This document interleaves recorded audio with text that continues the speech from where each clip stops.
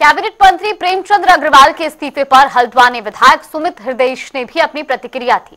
उन्होंने कहा कि भारतीय जनता पार्टी ने जन भावनाओं को समझा है। पहले जो लोग प्रेमचंद अग्रवाल का साथ दे रहे थे, आज वही लोग कह रहे हैं कि उनका इस्तीफा जायज है, तो ये जन भावना के दबाव के कारण ही हुआ है। साथ ही उन्होंने कहा कि विधानसभा में विपक्ष की आवाज को दबाने का काम हुआ और वो सरासर गलत है।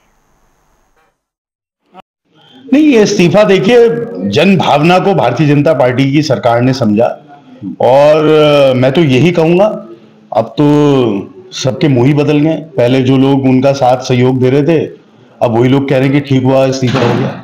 तो ये जो मन बदलाव हुआ है, जनता का दबाव है। देखिए, ये जन ताकत है। हम बार बार जनता से यही तो कहते हैं, इतने सारे विषय हैं, इतनी सारी बातें, जनता अगर अपना दबाव बनाएगी तो अवश्य जो नीति रीति बनाने वाले लोग होते हैं, अवश्य उन पर प्रभाव पड़ता है। और अगर ऐसी परिस्थितियां चलती रही जिस हिसाब से चल रही हैं, तो जन भावनाएं जो हैं वो घर में ही और बंद जबानों में रह जाएंगी।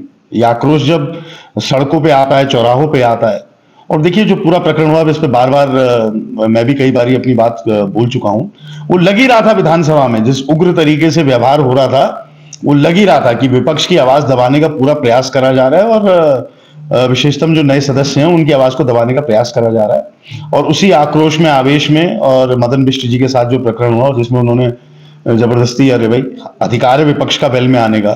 अब खुद मेरे को याद है 2012 से 17 जब हमारी सरकार थी, ये सारे लोग जो आज बड़ी मर्यादाएं सिखा रहे हैं, सबसे पहले वेल में कागज फाड़ के ये लोग घुसते थे, ये सारे लोग हैं उसमें, और आज ये मर्यादाएं सिखा रहे हैं, परंपराएं सिखा रहे हैं, तो सही नहीं है। वो एक तरीका है, और तो सारा जो उग्र व्यवहार था उससे ही वो बदजबानी हुई, और उसे स्वीकार अगर उन्होंने कर लिया होता उसी समय पे, दोपहर में आके सत्र में बोल देते कि आज सुबह मुझसे आवेश में मेरी जबान से कुछ गलत शब्द निकल गए और मैं सदन की कार्रवाई से इसे वापस लेने की मांग करता हूँ, आप सबसे क्षमा चाहता हूँ।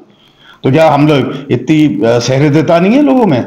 लेकिन अहंकार मरोड़ के पेश कर रहे, जो बोला गया है वो ऑन रिकॉर्ड है भाई, ऑन रिकॉर्ड है।